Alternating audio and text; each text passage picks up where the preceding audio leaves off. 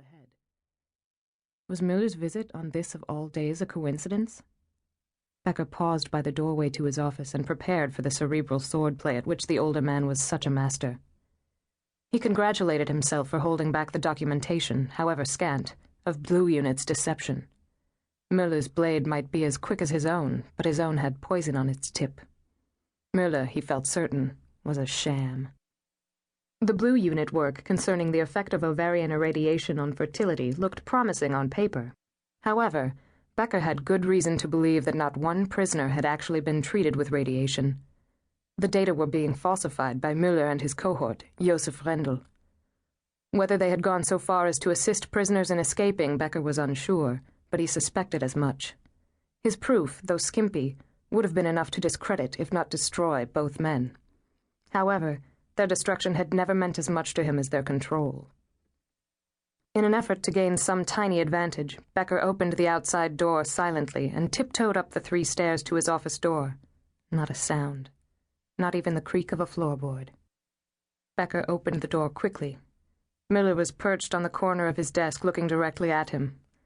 "Ah, Willy, my friend. Please excuse the brazenness of my intrusion. I was just passing by and remembered your mentioning that Fruhop's reproductive physiology was among your holdings." First exchange to the master. "It is good to see you, Franz. My library and laboratory are always yours, as I have told you many times." A perfunctory handshake, and Becker moved to his seat behind the desk. "Did you find it?" "Pardon?" "The Fruhopf. Did you find it?" "Oh, yes. Yes, I have it right here." "Fine. Keep it as long as you wish." "Thank you."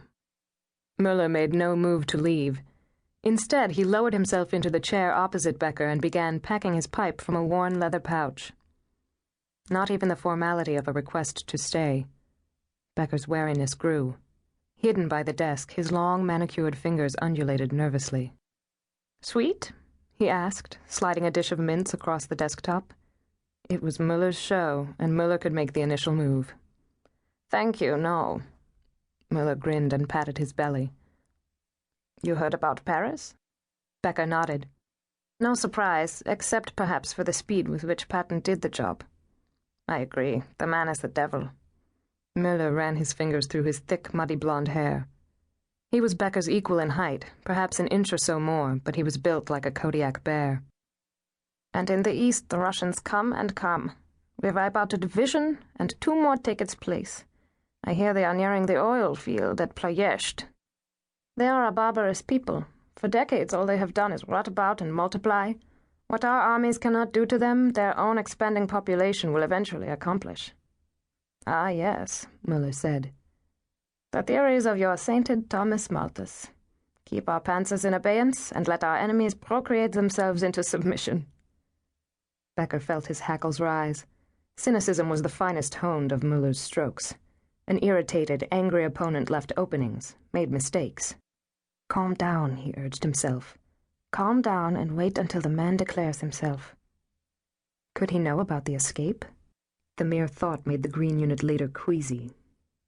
"Now, Franz," he said evenly, "you know how much I enjoy discussing philosophy with you, especially Malthusian philosophy.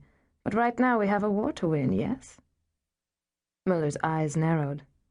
"Quatsch," he said. "What?" "I said quatsch, really. Absolute nonsense. First of all, we are not going to win any war. You know that as well as I do.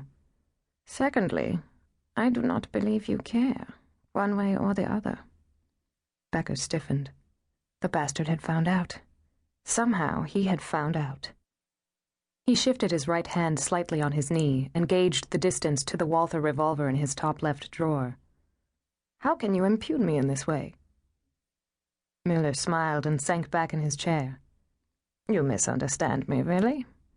What I am saying is a compliment to you as a scientist and philosopher. Surtout le travail. Above all, the work. Is that not how you feel?" "On second thought, I will have that sweet, if you please." Becker slid the dish across. Here he was, bewildered, apprehensive, and totally off balance, and still with no idea of the reason for Müller's visit. Inwardly and grudgingly, he smiled.